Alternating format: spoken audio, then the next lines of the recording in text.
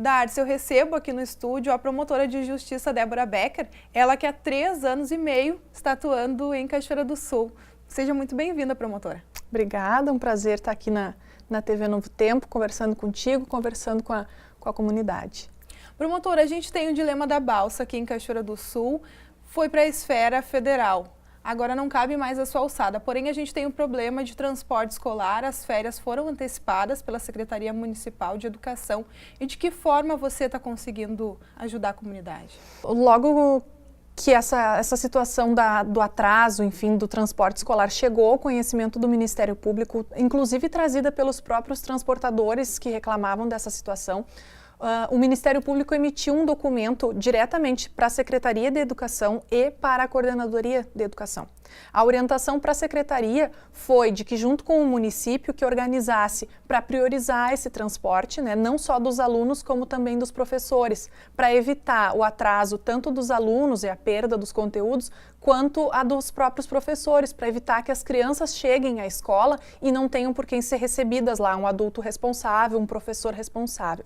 E a orientação para a 24ª Coordenadoria foi no sentido de que procurasse o município para organizar dessa mesma forma, credenciando, enfim, os seus veículos que fazem o seu transporte. Mas quanto à gratuidade, isso não compete a você, não compete ao Ministério Público? Não, quanto à gratuidade, apenas se alertou a esses dois órgãos de que essa situação dessa cobrança pode implicar e pode autorizar uma discussão, um reajuste no valor do contrato dos transportadores com o governo do estado ou do município, mas que isso não autoriza a suspensão do transporte, não autoriza a suspensão do contrato. Pode haver um reajuste do valor a ser cobrado entre os contratantes, mas isso não se reverte contra ou de qualquer forma no usuário, no beneficiário ali, no aluno, no caso. O que cabe ao Ministério Público de Cachoeira do Sul? Aqui em Cachoeira do Sul ficaram apenas as questões de trato comunitário, porque a promotoria especializada tem atribuição na defesa comunitária, justamente, que é esse tipo de questões que envolvem o dia a dia da gente na cidade. De uma forma bem simplificada, é mais ou menos isso. Qual é o seu trabalho no Ministério Público? Porque é comum as pessoas dizerem, por que o Ministério Público não resolve, quando na falha, né, de algum... Na promotoria especializada, a atribuição diz respeito à defesa do meio ambiente. Então, os crimes ambientais, os danos ambientais, as indenizações por possíveis danos ambientais, as questões de ordem urbanística, o plano diretor, as questões ligadas ao patrimônio histórico, as questões ligadas à defesa do consumidor, os crimes do consumidor, as relações de consumo, o atendimento da venda de mercadorias impróprias para o consumo em estabelecimentos comerciais ou por produtores, enfim, de alguma forma irregular, essa defesa do consumidor e dessa relação de consumo, as questões ligadas à infância e juventude, tanto na prática infracional do adolescente que comete um ato infracional, como na parte de proteção daquela criança ou adolescente que é vítima de uma situação de crime ou de uma situação de exposição à violência, à exploração, a abuso de autoridade, a maus tratos, a negligência, a opressão dos pais, ao uso de drogas pelos pais, essa exposição a esse tipo de situação de risco. Todos esses casos mediante denúncia.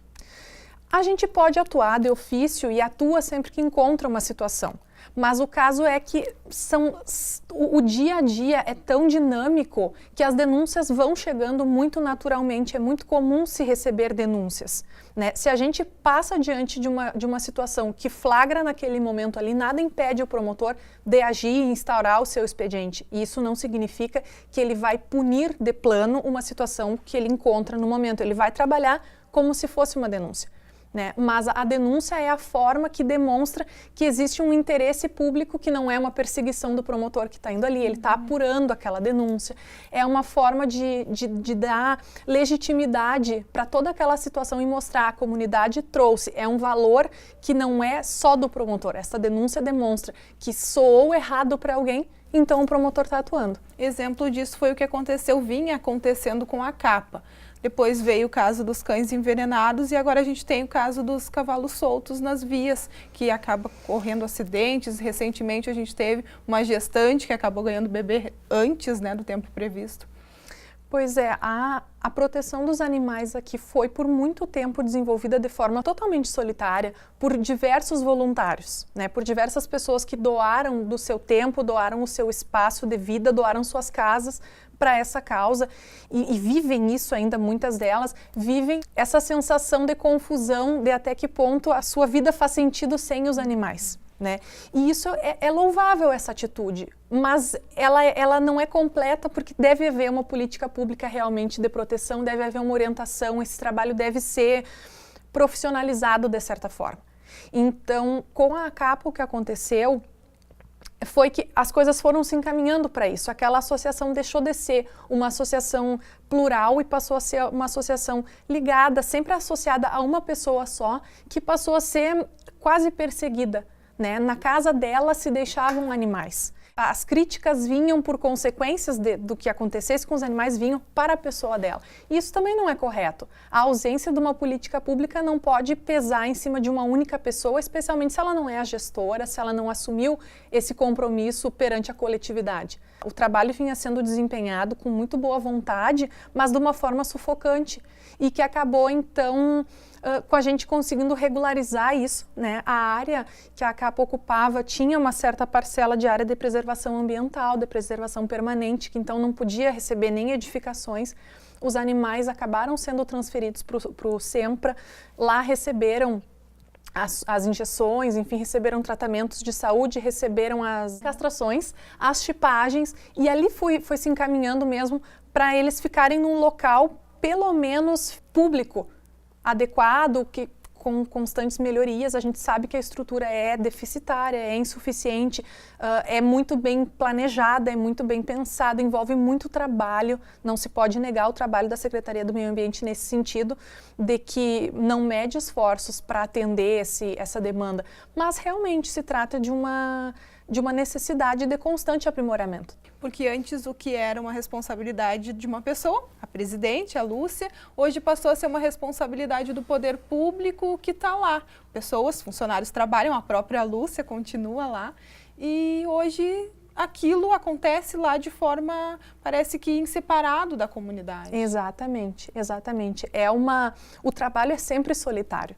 A causa animal tem muitos protetores e eles sabem disso, que eles fazem a diferença, mas que eles também trabalham um trabalho solitário, um trabalho que muitas vezes não é compreendido, um trabalho que muitas vezes não é priorizado, que não é encarado com a seriedade que deveria.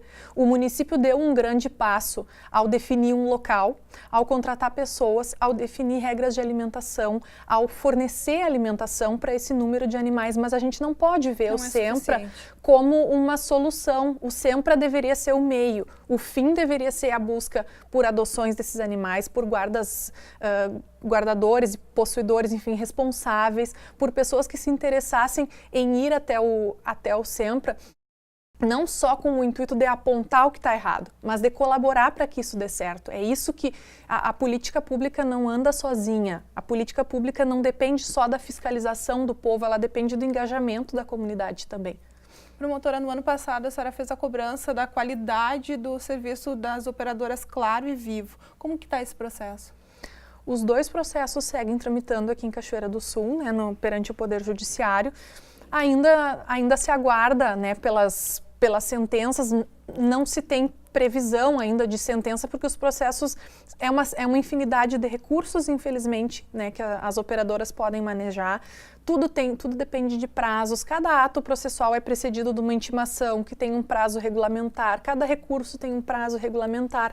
Então, a gente segue andando, infelizmente, vivendo essa experiência da má qualidade do sinal aqui, desfrutando desse dessabor, mas sabendo que o trabalho está sendo feito, o processo segue andando, o Ministério Público não desistiu dos processos, segue impulsionando-os, mas tentando produzir provas que convençam não só o julgador aqui de Cachoeira do Sul, como aquele que certamente vai acabar julgando também esse caso, os julgadores de Porto Alegre, no Tribunal de Justiça, e de Brasília, porque eu imagino que esses recursos vão ser submetidos a esses julgadores. Não há como prever um fim, uma data fim? Não há. Falamos das crianças e dos adolescentes e a gente tem a questão da dificuldade, do receio de muitas pessoas quanto à campanha de vacinas. E agora, recentemente, a gente teve, né, que a Justiça vai cobrar, sim, dessas famílias que são as responsáveis por essas crianças e principalmente também por esses adolescentes. Exatamente. O pai e a mãe são os primeiros que detêm esses deveres, mas eles não estão sozinhos nisso. Então, a avó que detém a guarda do neto tem os mesmos deveres que o pai tem, o que a mãe tem, né? São os deveres, e esse é um exemplo, pode ser a tia, a madrinha, a irmã, então é bem amplo esse dever. Todo mundo que tem a guarda, que é o responsável por criança ou adolescente, tem deveres de guarda, de sustento, de educação. Dentro dessa guarda e desse sustento se envolve todas as questões ligadas a essa proteção dessa criança. E um desses deveres é a vacinação, é o zelo pela saúde. O Estatuto da Criança e do Adolescente diz expressamente que as vacinas previstas pelos órgãos de saúde são obrigatórias. Então, não se trata de escolhas, não se trata de uma faculdade. As campanhas de vacinação vêm para alertar dos períodos, das datas, para mobilizar, para definir um momento específico para essa vacinação. Mas não depende da campanha de vacinação a realização da vacina. A campanha vem muitas vezes só para divulgar que determinada vacina, como tem um período certo, vai ser feita por todo mundo naquele momento. Mas cada criança ao nascer recebe a sua carteirinha de vacinação e ali consta todo o calendário. Todas as vacinas previstas ali e aquelas que decorrerem de um chamamento, inclusive excepcional, são obrigatórias, têm que ser feitas. Não se trata de uma frescura, não se trata de uma opção, não se trata de... Não, essas vacinas são obrigatórias, são desenvolvidas por laboratórios para a gente evitar surtos, por exemplo, como os que a gente vem enfrentando agora. 2018, a gente voltando com surtos de doenças que a gente já considerava praticamente resolvidas.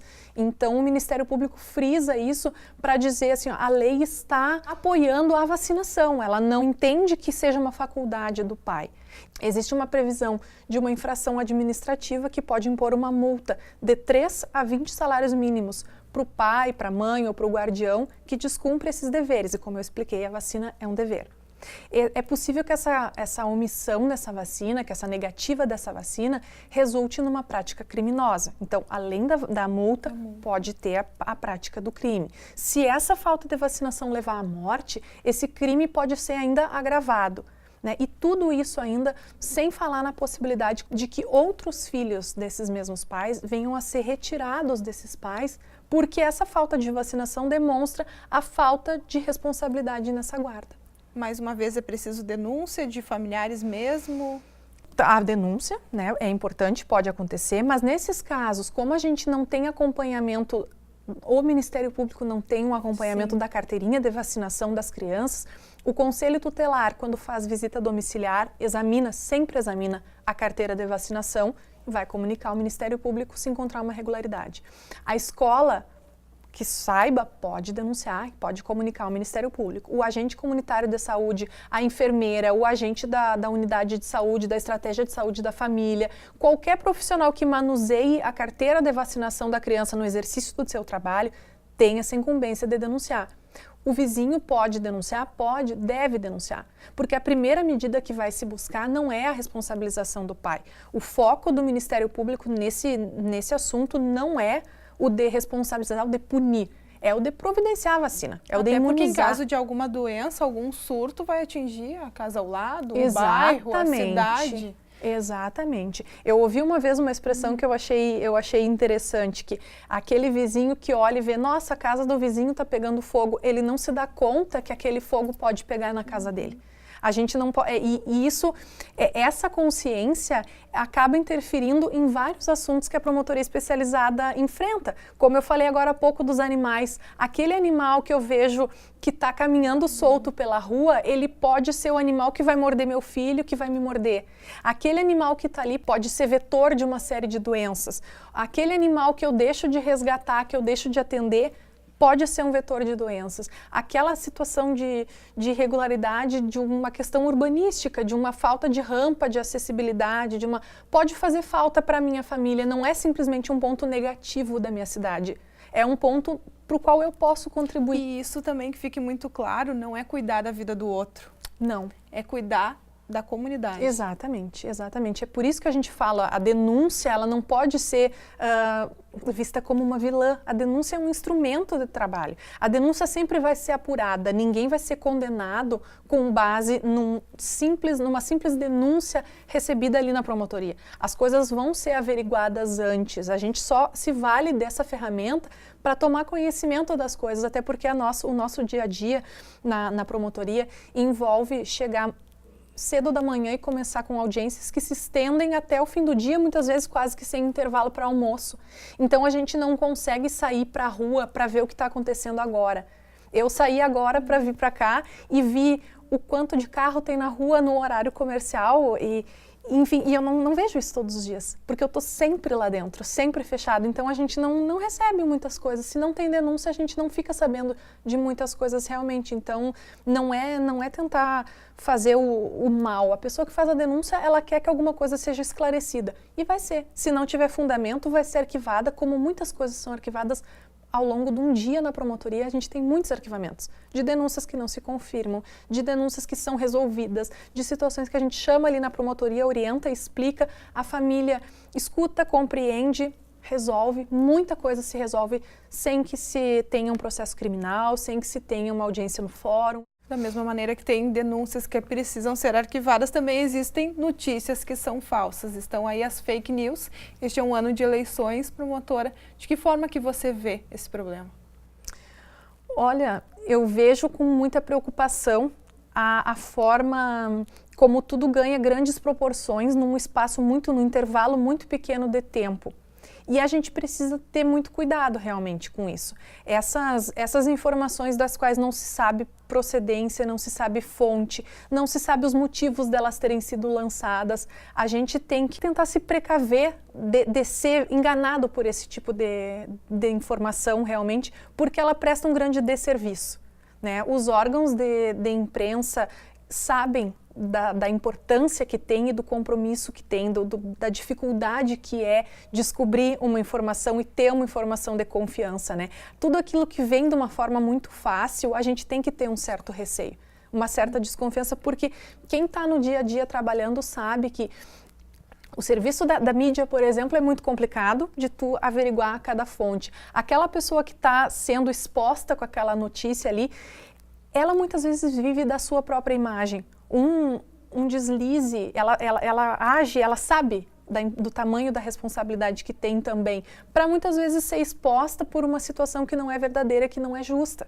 A gente se preocupa, claro, em responsabilizar, em punir, enfim, né? A gente sempre tem que tentar agir com cautela para se certificar de que está reproduzindo, está levando adiante uma coisa com um mínimo de viabilidade, com um mínimo de fundamento, principalmente porque essas fake news normalmente elas vêm atreladas já a um discurso de ódio, a uma exposição já de degradação, já de tornar, de inferiorizar o outro, né? E a gente não precisa disso, acho que ninguém precisa disso. Se alguém errou, se agiu de forma errada, se incorreu num crime, se incorreu numa improbidade ou numa irregularidade, enfim, responda o seu processo, né, de acordo com o devido processo legal. Mas se não agiu assim, não há por que tu denegrir aquela imagem, porque tu tá levando pessoas desinformadas junto e formando opiniões que muitas vezes não são adequadas.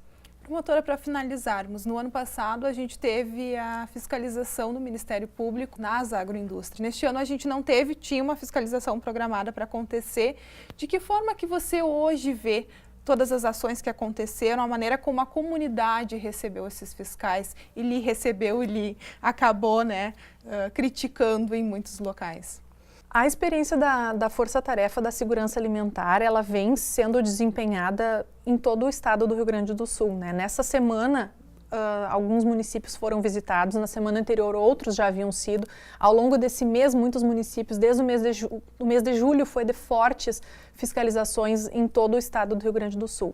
Em nenhum deles, a fiscalização é recebida de forma carinhosa. Porque, lamentavelmente, a gente não é acostumado com essa figura de ver com bons olhos o fiscal, porque ele acaba sempre encontrando alguma irregularidade. E esse é o grande problema. A gente se acostumou a banalizar a irregularidade. Então, é um programa muito válido, É um programa que traz uma informação e que traz para um debate um assunto que dificilmente é debatido. A gente vive no automático, todo mundo é consumidor, todo mundo frequenta o mercado, a padaria, o açougue, o estabelecimento, enfim, todo mundo frequenta o restaurante, todo mundo se alimenta, mas a gente não para pensar no que está consumindo. Não para se perguntar onde estava acondicionado, como está acondicionado aquilo que a gente está comprando para consumir. Então essas operações vêm e além de tudo de todo o resultado que elas produzem, de apreensões, de interdições de muitos lugares, como aconteceu em outros locais do estado, prisões que acabam acontecendo, além de tudo isso, elas trazem o debate, elas trazem a informação. Depois dessa série de eventos que aconteceu em Cachoeira, eu passei a ser procurada muito mais por pessoas que queriam saber, que elas têm o seu estabelecimento e elas querem saber como se regularizar. Os serviços de vigilância do município foram procurados por empreendimentos, estabelecimentos que querem saber como trabalhar de forma regular. Então, a gente sabe e nunca se tratou como criminosos, bandidos, aqueles que estavam de forma irregular. Mas a gente também não pode concordar que essa situação se perpetue porque ela é irregular. O promotor da justiça que faz uma vistoria, ou o técnico, a pessoa da vigilância sanitária, o fiscal, que faz uma vistoria e que encontra uma irregularidade e não faz nada, esse sim está cometendo um crime. Ainda que por compaixão, o promotor de justiça que deixa de instaurar um expediente por conta de uma irregularidade que ele constata ou que lhe é noticiada, que ele deixa de agir, ele comete um crime de prevaricação que coloca em risco a sua carreira, aí sim. Então, as ações de fiscalização, por mais que não sejam, infelizmente, bem vistas, elas são necessárias. Todos nós somos consumidores, por mais que eu tenha meu único estabelecimento de produção de derivados de origem animal, enfim, eu consumo de diversos outros estabelecimentos. Então, todos somos consumidores. Se a gente não pensar que as ações do Ministério Público são vistas dessa maneira, fica difícil realmente de compreender, mas quando a gente pensa que essas ações são feitas de forma a fortalecer a segurança alimentar, a segurança do consumidor, as garantias de qualidade para o consumidor, as coisas se tornam mais fáceis e a gente começa a compreender a importância desse trabalho. Tão grande essa importância e tão claramente reconhecida que o município acabou assinando um ajustamento de conduta para fortalecer os seus serviços de fiscalização, para dedicar de forma quase que exclusiva um departamento da prefeitura com essa finalidade de fiscalização, de orientação, de autuações, de visitas periódicas, de inspeções periódicas, né? Com dedicação de pessoas, de carro, de material, de recursos humanos, todo tipo de estrutura, porque precisa realmente ser isso de forma constante. Aí as operações da segurança alimentar vão chegar e não vão encontrar nada. Né? E aí o consumidor vai ter a garantia de que ele está ingerindo produtos exatamente, inspecionados. A gente não atesta aqui que um produto é impróprio para o consumo simplesmente por olhar ele. A lei diz a falta de credenciamento daquele produto perante os órgãos de fiscalização sanitária já basta para que ele seja considerado impróprio para o consumo. Então, não é a opinião da promotora, não é a opinião do promotor, a opinião do fiscal. A falta de fiscalização já é o que basta. Então, a gente realmente não tem como fugir muito disso. Quero lhe agradecer por participar aqui com a gente, conosco, estar aqui no estúdio falando um pouquinho do que faz lá junto à Promotoria Especializada de Cachoeira do Sul. Muito obrigada, promotora Débora. Obrigada pelo convite, contem sempre conosco. O atendimento na Promotoria Especializada é feito sempre às segundas-feiras, no turno da tarde. Eu faço um agendamento prévio para que o cidadão aguarde o mínimo de tempo possível no saguão da promotoria, mas ainda assim as situações urgentes sempre são atendidas independentemente do horário que a pessoa chega, enfim, estando na promotoria, o atendimento é realizado. Então, a comunidade fique tranquila e procure o Ministério Público sempre que entender necessário, porque vai ser atendida ou por mim ou pelas colegas doutora Giane, doutora Maristela ou pelo doutor Gabriel. Tá bem, então, muito obrigada, promotora, até porque, como você disse, né, fica lá no trabalho e não consegue saber de tudo que está acontecendo na cidade. Exatamente. Tá bem, então. Bom, Darcy, recebi aqui a promotora Débora Becker, agora volto contigo.